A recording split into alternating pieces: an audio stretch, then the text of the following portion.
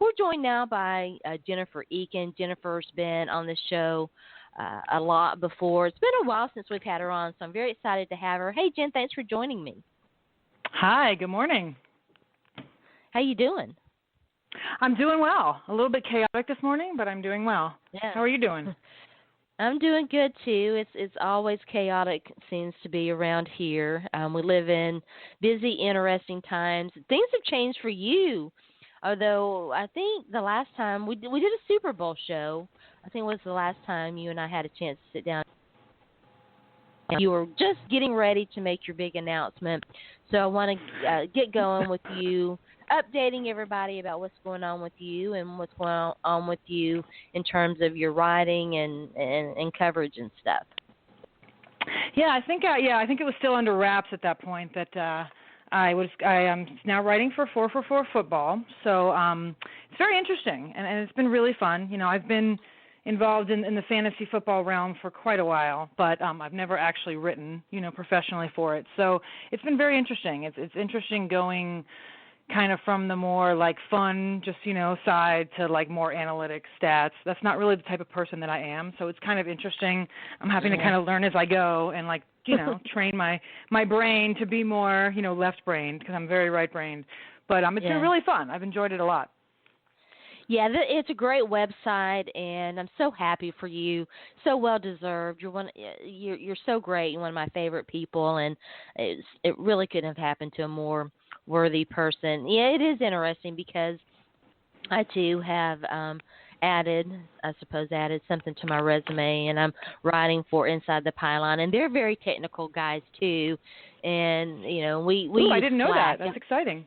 Yes, Sorry. and we I use didn't mean to Slack. interrupt, No, but no. I'm excited for you. Oh, no, you can interrupt me anytime. It's no problem at all. So I'll be sitting in Slack and just, watching the conversations and stuff. And, they couldn't have been more gracious. And so but it is, you're right, it is.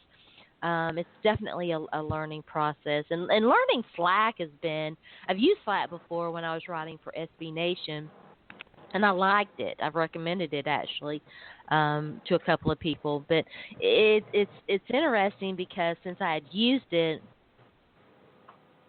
technology is constantly changing. But they have this thing called Slackbot, which is actually it's kind of like Siri or Cortana.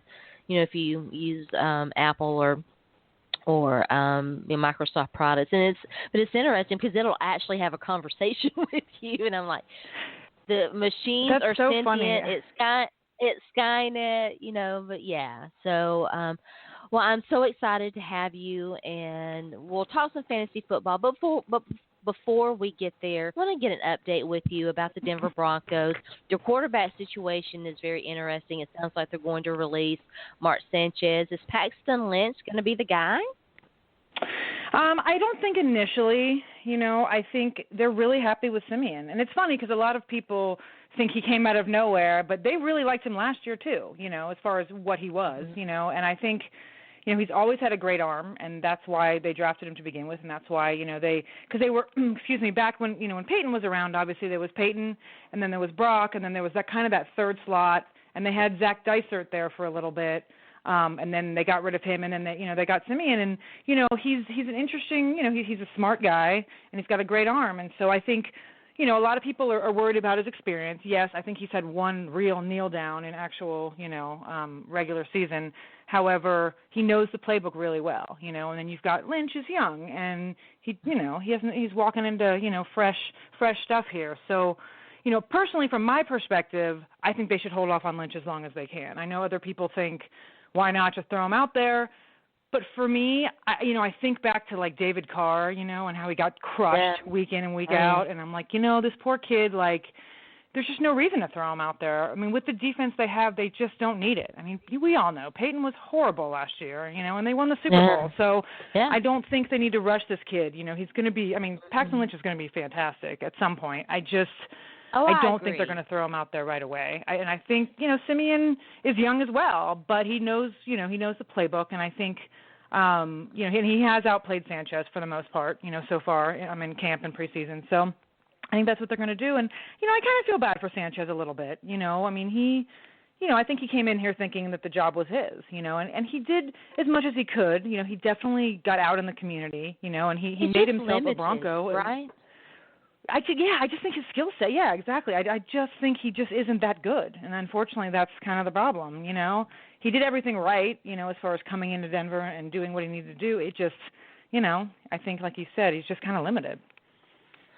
Yeah, it's interesting. I really like Paxton Lynch as well. Yeah, but we live in a time where, these young quarterbacks are getting thrown into the fire earlier and earlier, and that the temptation is going to be there. Well, right. I think it depends on the way it plays out. I think if Simeon doesn't play well, then obviously everyone's going to be calling for Lynch early. And, I don't know. This town it's a tough town quarterback-wise. And, coming from Elway, it was forever. I mean, until Peyton got here, it was just the constant, with Cutler and with Orton and Plummer. And, there's always who's next. Well, no one's going to. You can't not say Tim Tebow. Well, yeah. I blocked that out, the Tim Tebow part. Yeah. And actually, there's been so much talk about him because he worked out for the Rockies. So, like, everyone around here is all fired up. Like, oh, he's going to be back here again. I'm like, oh, please.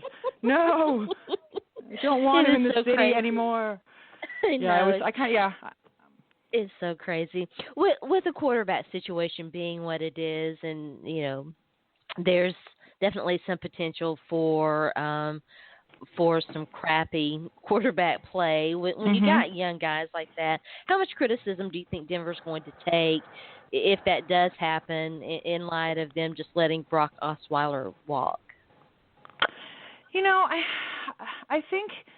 I think people are over the Brock. I mean, sadly it was a long time. I mean, it was a while. I mean, it was definitely a while in this town as far as, local radio and whatnot. I mean, he was a topic for a long time, but I think people are kind of over it. I think it also depends on how Brock does. Now, if he goes, if he comes out guns blazing and he's fantastic for Houston, then I think people obviously will, be back on that. But I think a lot of people realize that Brock didn't really want to be here at the end. Elway, they gave him, a fair offer, and I think that he really had checked out already. I mean, Why do you think that is? I think, the insiders say that basically when they made the decision to put Peyton back in, and Peyton took over, I think it was that San Diego game. I think it was week 16 or 17 when, Brock had been starting for a few games. And then when they decided to put Peyton back in and it was his team again, I think Brock just, he kind of checked out. He was like, they obviously don't value me. They don't want me. And I think he kind of, from what I've heard from, other people, he kind of stopped associating himself with the team. He didn't really talk to a lot of people, in between, the Super Bowl and free agency. Like, he just wasn't really involved, and I think people knew he had one foot out the door. To me, that's a really bad sign. I mean, that's a really bad sign from a guy. You got to be able to handle competition and adversity like that. Yeah, and it's Peyton Manning. It's not like they put in some. Yeah, and I think it's that was just a unique situation. I mean, you have a future Hall of Famer. And in his obviously it was his last season, and I think that's kind of what had to be done. And I think Brock should have just stepped aside. I mean, his time was, it would have been his team this year. And I just think he, it's a little bit of sour grapes, and he kind of just said peace out. And I mean, he got, to be fair, he got a lot of money from Houston. So, I mean, of course he took it, and that's, Well, certainly a change of pace can change the scenery can be good. But it's very troubling to hear a guy check out on his team like that, but basically quit on his team like that. Yeah, I mean, pretty much. Yeah. Which is why I wasn't surprised when he left, and I think a lot of people, just judging by the way his actions, people knew he was leaving. I was definitely surprised though that Elway didn't go after someone a little better. They didn't go more. After Fitzgerald, or not that he's great, but he's definitely better than Sanchez, and they just kind of chose to continue, with their defense. They also, they bolstered their O-line, which was very necessary. I mean, the offensive line looks way better. I mean, they were horrible last year. So I think, if they do end up playing Lynch, hopefully he won't get mauled, but we'll see. Yeah, it's interesting that that they're going with the young guys, but it worked out for Indianapolis, right? With Andrew Luck and all of Exactly, that. and I mean, you look about Tampa Bay, Tennessee. I mean, they're those young guys are, they threw both, Mariota, they throw them out there, and Winston, and they both did well. I mean, as far as for what they had and what they were, and this year should only be better for both of them. So, I guess no one really knows. Yeah. Yeah, definitely be interesting to watch that go down. I want to ask you about the Broncos defense. Obviously, the story for the Denver Broncos, besides the Peyton Manning thing, and you can't undersell that. That was a great story.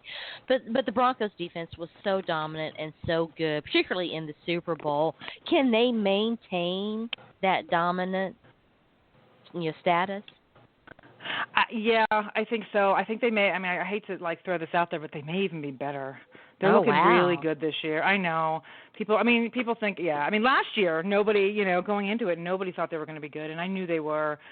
They just have so much depth. I mean, there's guys, I think guys, three people deep on the depth chart would start in any other defense. There's some really good players on this team, and, they lost two key guys. They lost Malik Jackson and Danny Trevathan, both great. However, they're just so deep. I mean, there's guys that, but you also have a couple injuries we have to worry about. DeMarcus Ware is not, 100%, and he's older, so I don't think he's going to play as much. I think they're going to kind of save him. I hate to say save him for the playoffs, but I think that they're, that's going to be kind of an idea in their head. I don't think he's going to play nearly the amount of snaps that he's been seeing. And you have a Keith Talib who. Him. Yeah, I was going to ask you about DeMarcus Ware because I'm a big fan of old man football, and let's face it, he's got, he is a guy who, as dominant and good as he still is, and amazing, and very easy to look at as well. It at some point, old man time being undefeated and all of that. How much longer do you think DeMarcus Ware can be as good and as dominant as he has been? I think it depends on how much they use him. I think he might, this could be his last year. He may get another one out of him. I think it depends. I think, like I said, I think they're going to not use him as much so that he's a little bit fresher. I mean, back injuries are tough. I mean, they're tough for anybody, even just standing up or sitting down or, whatever. So, and sadly, as we saw last year with Peyton, when Father Time does come a knocking, sometimes it's quick, sometimes it's, Peyton, it seems like went from, 100 to 30 in 2 seconds, and I think, unfortunately, that tends to happen. So, if they can keep him kind of fresh this year where he's just in limited snaps, he may get another year out of him, but I don't know. I mean, he also, he's had an excellent career, and he has a ring now, so he may choose to walk away before he really can't walk, Yeah. Yes, and that would be a wise decision. It's hard, though, when you're used to the camaraderie and the competitiveness and, football or whatever sport, whatever activity really it is that you engage in. It's hard to walk away, and you always think that you still have it, and because you have to have that mindset to be as good and as dominant as he is. It's kind of like the Tim Duncan, I suppose, of the I think of the Broncos.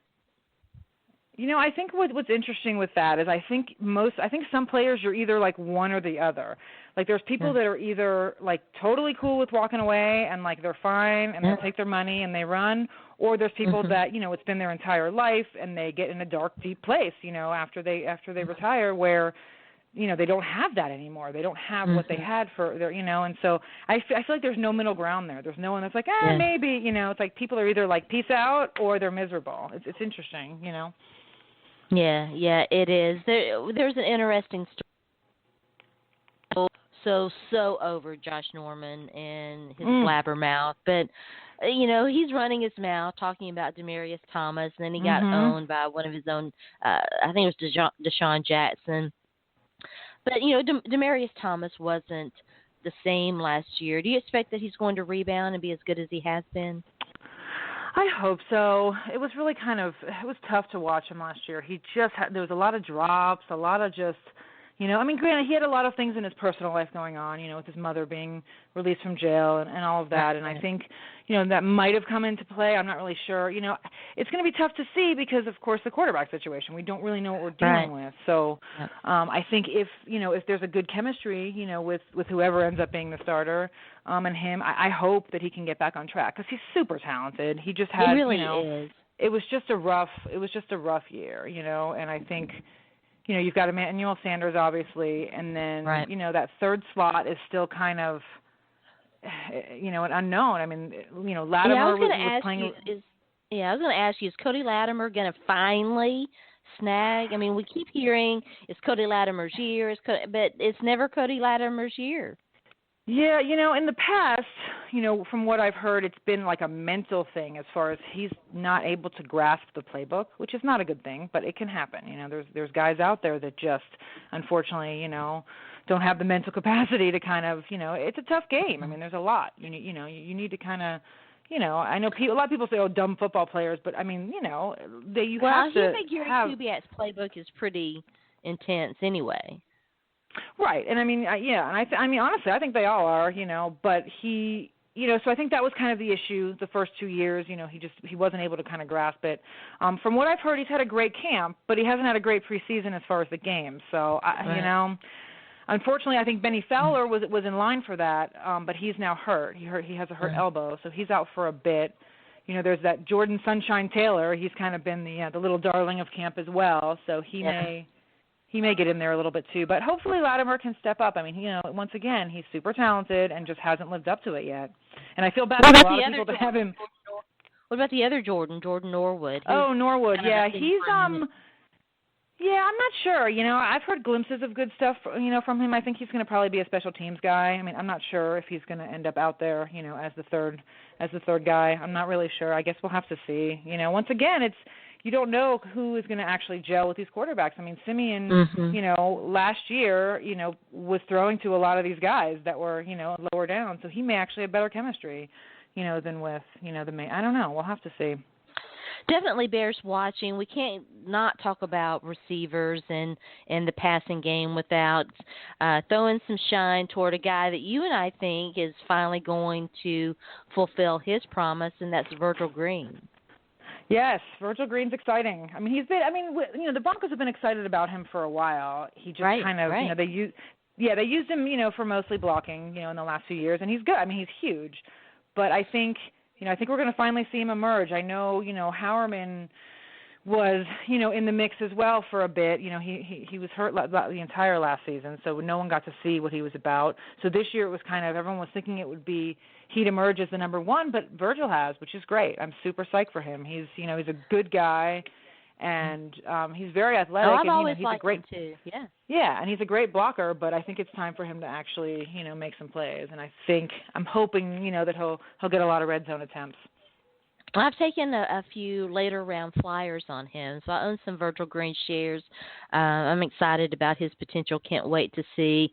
Got to ask you, if you've been burned in fantasy football like I have, I know other people will do this too. I will avoid you like the plague. And C.J. Anderson has definitely burned me last year. Is he going to regain? And I've never really bought it much into Ronnie Hillman. What's the situation there? Is C.J. Anderson going to regain his mojo or not?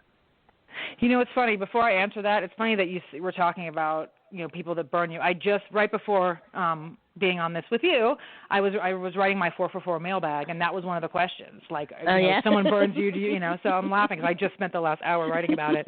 But yes, well, CJ, No, though, for sure. I think as I said, the offensive line is definitely improved. So I think regardless of who's back there, I think they're definitely going to have a legit running game this year. I think Anderson, I think he is the number one right now. I honestly think that the rookie Booker, Devontae Booker, may actually surpass him. I mean, he's currently right now listed second. I've almost bid on him later on in the draft, but so far I haven't. Yeah, I have a little bit of him in MFLs, but because I knew he'd beat out Hillman, which he has. So right now he's kind of in the second spot. And I think it just depends. I mean, CJ, it's tough. I mean, he had a rough year last year, and some of it was his fault, and a lot of it wasn't. I mean, the O-line was really, really bad, and then Peyton was struggling, and the offense was just horrible last year all around. Yeah. So, yeah. I think this year, kind of a new, he has a new contract. He's, excited, and I think, he's in good shape. He's healthy. So I think he should, I think he'll have a decent year. Now, I'm not taking him in fantasy football, but I do think he'll have a good year. And I do like Booker. And Hillman, I just, I've never really been a Hillman fan. And I he just kind of sticks around. He's still here. And, Capri Bibbs is on there too. And I'm not sure what they're going to end up doing about that, if they're going to keep all four of them or what. But,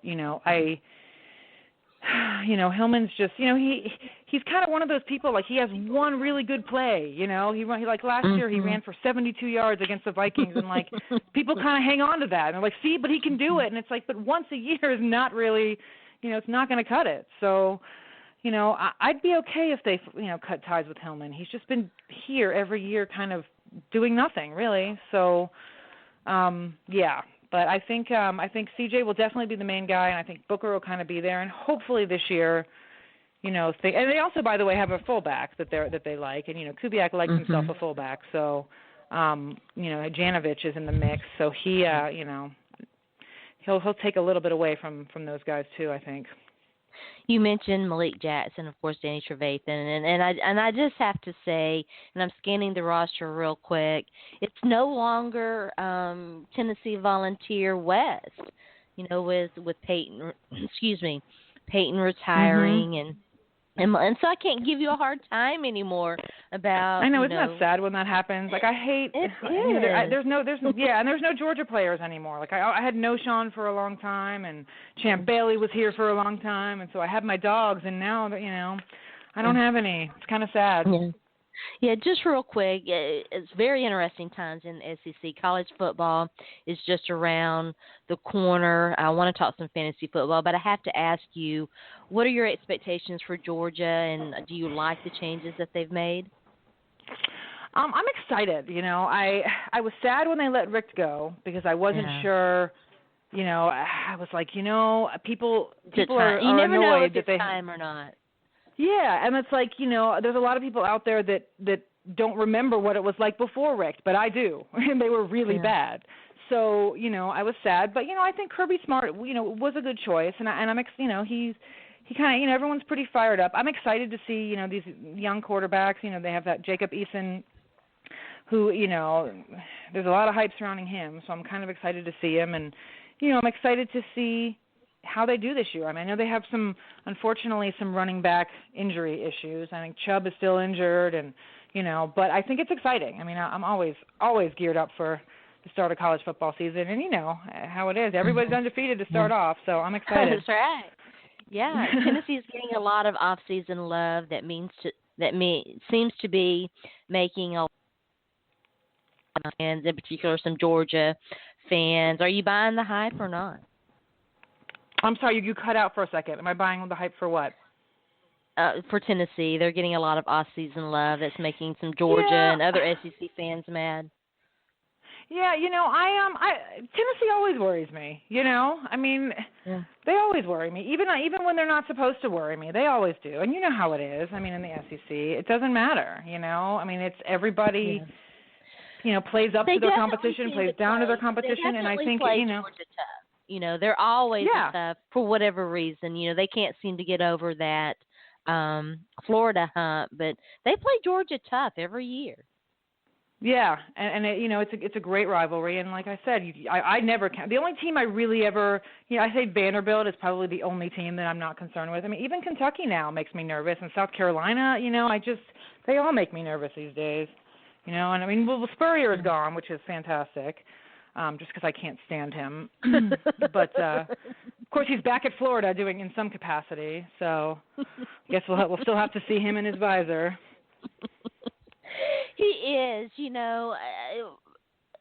I have mixed emotions about Steve Spurrier. He's a guy that you kind of love to hate, and I understand a lot of people hate him, and and all that. I like, he's a guy that I like to poke with a stick, Yeah, I mean, he was just, he was there my entire college, you know what I mean? They just were so dominant over us the whole time, and he was, he was the coach when I was at school, so I just, he makes my skin crawl. I can't stand him.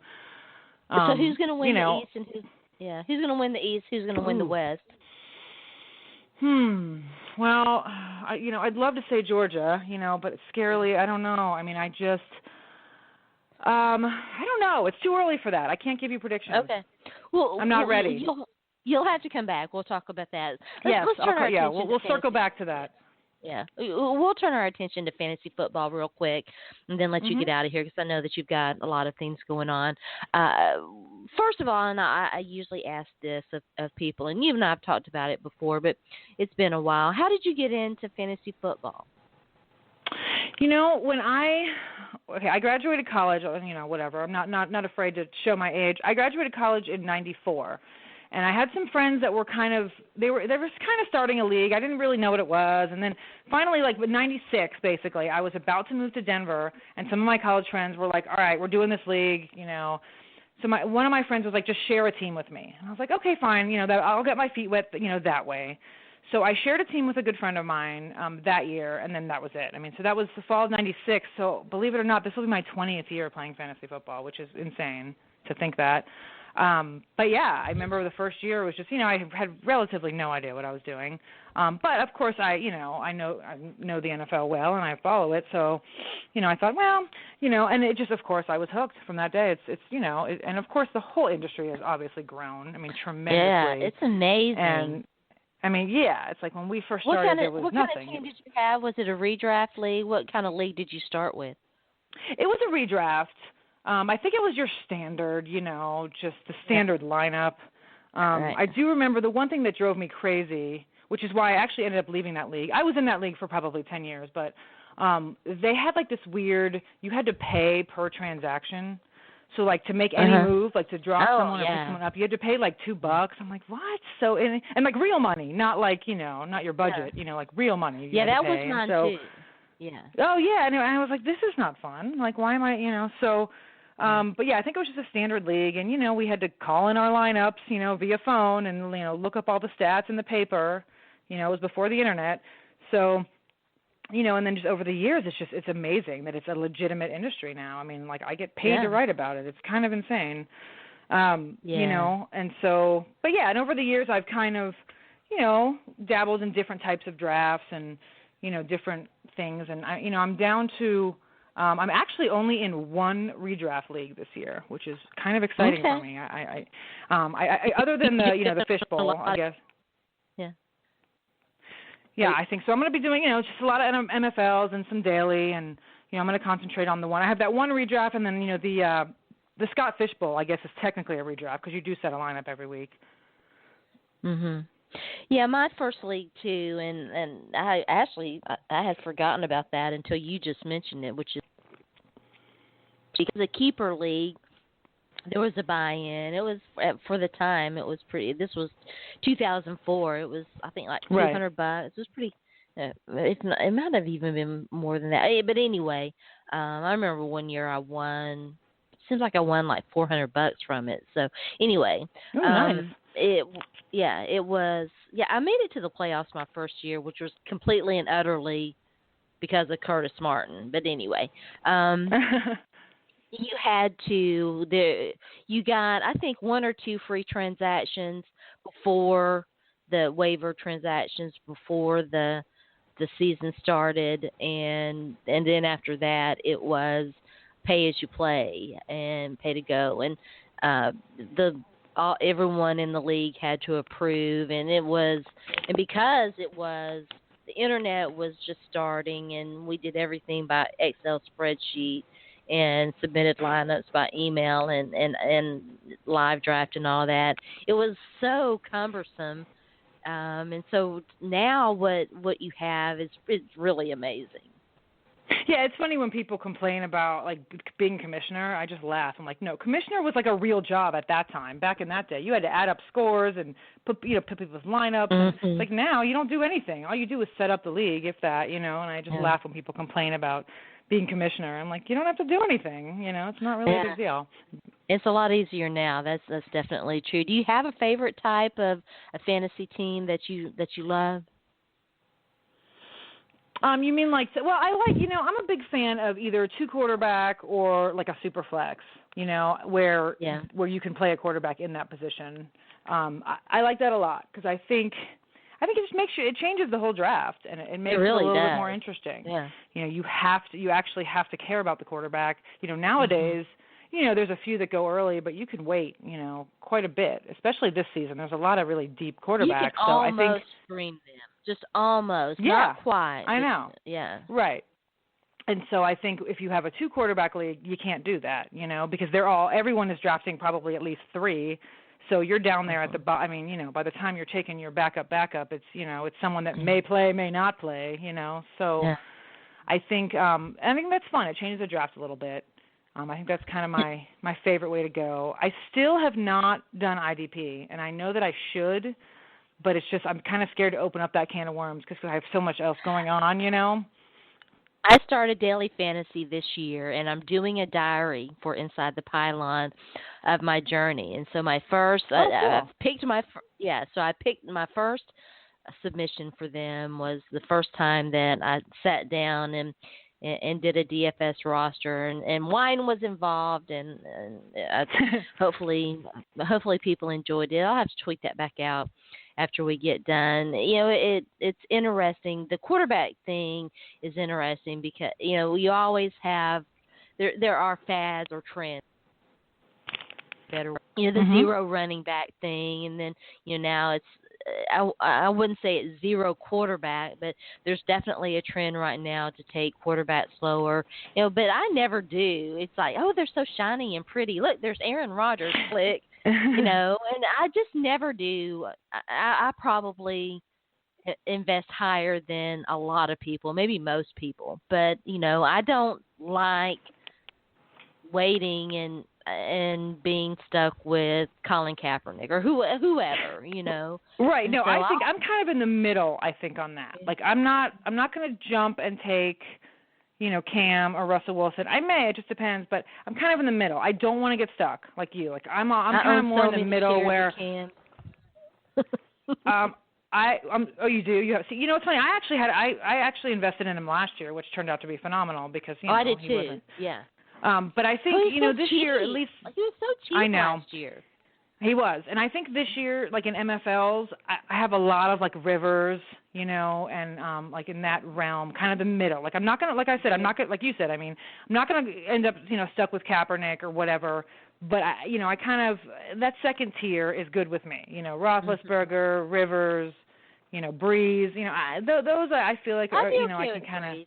Yes. I think Breeze is tough. Breeze is one of those where I feel like he alternate years. Like one year he's amazing, and then the next year he falls off the face of the earth. I had him that 1 year he threw like a gazillion interceptions, and it was gross and awful. And I don't think I've drafted him since then. And Scotty Fishbowl, well, because of the way the scoring system, I went for Tyrod Taylor. And I have him too. Yep.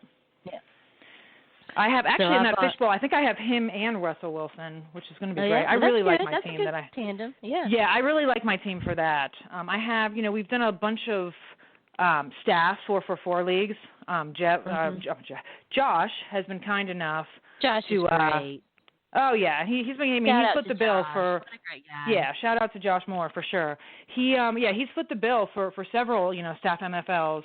And it's been fun, kind of drafting in that. And I think I have Breeze. I may have Breeze in a few of those. I'm not really sure. But I think, like you said, he's a tough one, but I'd rather have him than, like, Bridgewater or Kaepernick. It's like at least he's got some good weapons, and he'll throw some up there. I'm very concerned about Teddy Bridgewater. I don't know what's going on. He hasn't thrown a pass, and I don't, what's going on? What is their offense going to be? Yeah. I've avoided Teddy Bridgewater. I've got maybe too many Marcus Mariota shares, but he's so shiny. I just can't resist. He's so pretty. And he is, and it's funny. He's one of those that I've actually wanted, and I just have never ended up being in the right spot to get him. You know what I mean? Like he either is. I don't know. I just haven't seemed. I don't think I have any of him this year, and I know Winston is kind of in a similar spot. And I just haven't. I don't have. I don't have much of him either. If anything, I don't think. I'm trying to think who else. That's pretty much the list. I don't think there's any other quarterbacks that that I have. What are your strategies? We'll talk about players you're watching and all of that. But what strategies do you employ when you're drafting, and then when you start to look at trades and waivers? It's funny because the strategy. A lot of people have kind of one strategy and they stay with it. I kind of have a flow. Like I don't know. I don't really have a specific strategy. I'm kind of a best player available kind of person. I don't go in going, all right, I'm going to go zero running back, or I'm going to, I just kind of, I go with the flow, and I think I've always been like that for 20 years, and I know that, people might not want to hear that, but that's really how it is. I just kind of go into it, I feel that that I know my stuff, I know, players that but I kind of go with what happens, and, the only thing, obviously, like we talked about, I'm not going to jump on a quarterback. I'll wait a little bit. As far as tight end goes, now I'm technically the tight end specialist at 4for4. So I've been doing a lot of research and a lot of writing about the tight end position. So that's one that I will wait. I'm not taking Gronk. I'm not taking Reed. I'm not taking Olsen. I'm going to wait. There's some good guys out there that I think are going to have some really good years. I like Charles Clay. I think he's going to have a great year. He may not be my first one, but I'll draft him along the way, just especially in MFLs, and just because I think he may have a surprise year.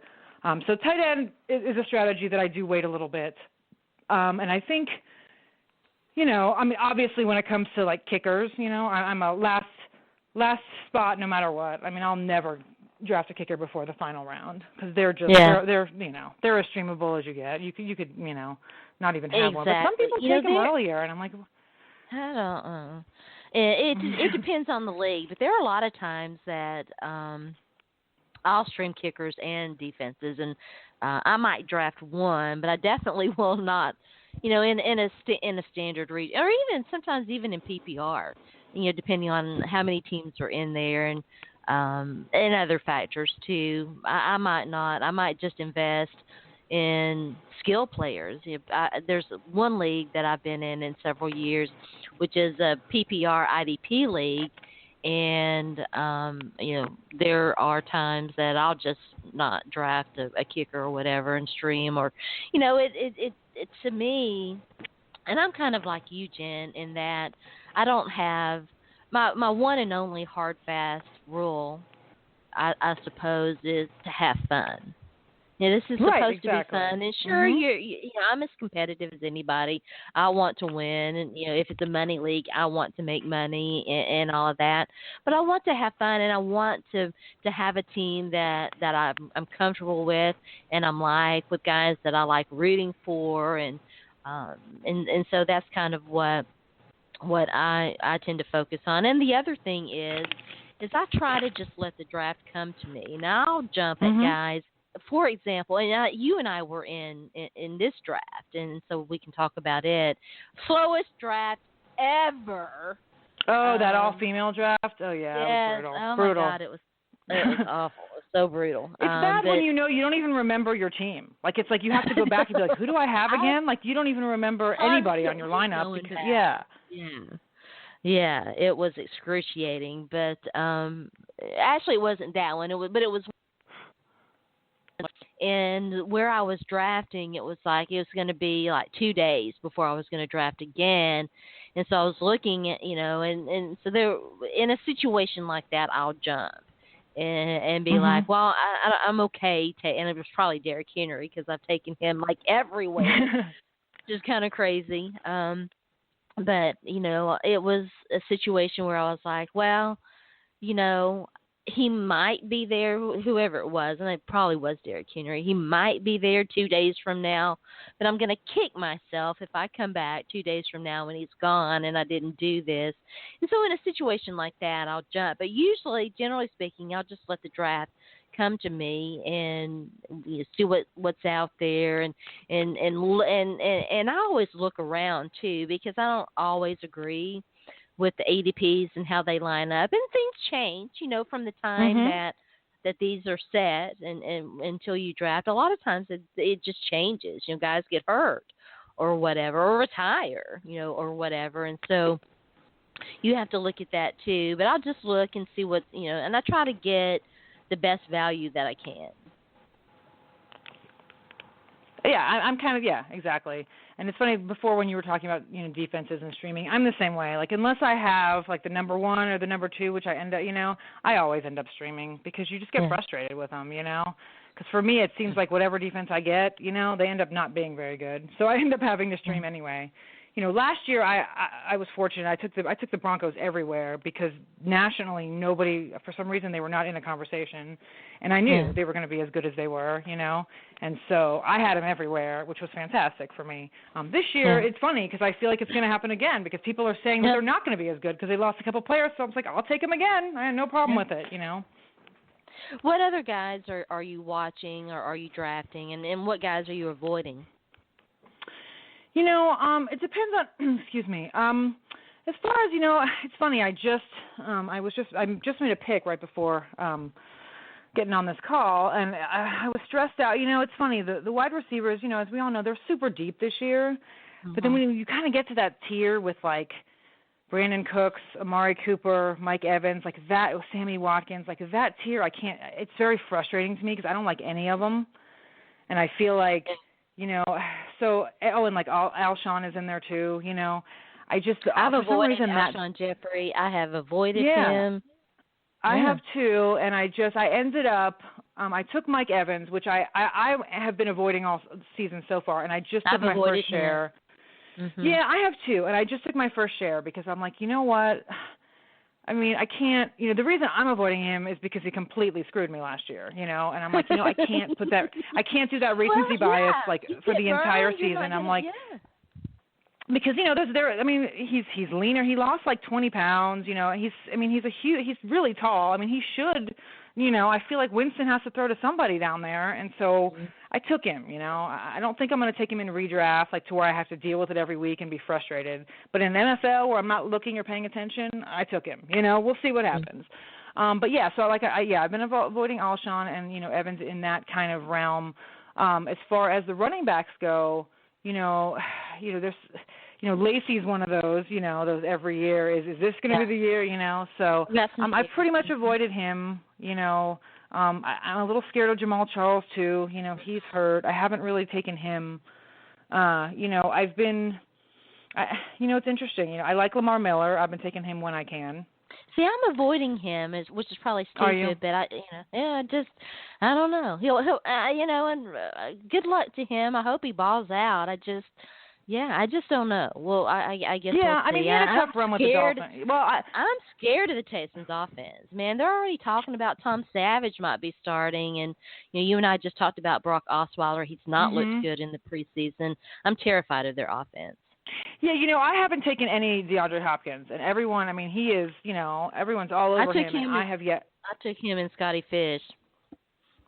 Yeah, I have not. I have 0 shares of him. So, and I hope he does well. I had him last year, and he's definitely talented. It's just, I'm a little scared of that. I think Miller, though, Miller, he just had a rough go in Miami. I think this, fresh team. I think, I'm kind of excited about him just to see. He's going pretty early, so I think I don't have a lot of him, because he ends up kind of either going before I get there, or I'm not willing to, waste that high of a pick on him. I think, Devonta Freeman is someone else that's a little bit in that same, conversation. Last year he had this crazy breakout year. I'm not nearly as worried about him as a lot of people, and even though his numbers could drop off, and I think that's fine, there was no way he was going to keep up those numbers anyway, but I still think you're going to get consistent numbers from him. But speaking of Miami, I am completely and utterly avoiding the Miami offense. I have 0 shares of any Miami skill players. Yeah, I think I may have like a Jarvis Landry or two, but that's it. I definitely don't have Tannehill. It's tough because that's like, that's my second team. I mean, that's the team I grew up with, from birth. My family has been season ticket holders since, the inception of the team. I mean, and it's so hard to see them struggle. But, I think Adam Gase, with Adam Gase as their coach, I think hopefully they will be better. Adam Gase is kind of a miracle worker in the quarterback realm. So I'm interested to see what he can do with Tannehill and Landry and what's the other guy? Devontae Parker? Yeah. Yeah, Devontae Parker. And then Yeah, and you've got Jordan Cameron. I don't know. It'll be interesting. I mean, I don't know if I'm interested enough to take any of them, but at the same time, I'm going to be interested to watch and kind of see what happens there. And now, and then they have Arian Foster now, so that's interesting as well. Yeah, it's very interesting. You mentioned Jamal Charles. Let me tell you the dilemma I had last night. And Jamal Charles has been. I'll let you go after this. I know you're really really busy. Jamal Charles has been so dominant for so long, but again that drop off. And so here I am at 12. I think like 12 in a draft, and I was looking for a running back. My wide receiver core is very good. I could have taken my second quarterback, but I was looking at Justin Forsett, Darren Sproles, Christian Michael, and some guys like that. And, man, that's a tough decision. I know. When you get to that tier, you're just Yes. I just, I'm not really the Ravens, I don't know. I'm not the Ravens now receivers I would take, but the Ravens running backs just it's they've been a committee for so long, and it just makes me nervous. You got Buck Allen in there who, I don't know. I don't know. I've kind of been avoiding them, just because it's such a committee. And the thing is Forsett may end up, emerging as the number one, or I just don't know. He scares me enough. No, it depends. If it's low enough, round-wise, where really, you're not losing anything by taking him, I would. I'm not like anti. I'm definitely not going to like reach for him or seek him out. You know. Yeah, it is. It's very scary. Jennifer, it's always such a pleasure. I kept you way too long. Tell everybody once again out there where they can find you and find your work. Yeah, I am on Twitter. I am at the Monday Mommy, and you can find me at 4for4 Football. I'll be doing, once the season gets underway, I'll be doing a weekly tight end streaming piece on Tuesdays, and then on Thursdays I have my weekly mailbag. So if anyone has any questions about anything, it doesn't even have to be fantasy football, whatever, you can tweet me at the Monday Mommy. Very, very, very good. Thanks again for joining me. Have a great day. Thank you. You too, Sharona. Bye-bye. All right. Bye-bye. Bye-bye. All right. That was our girl, Jennifer Eakins. It's been too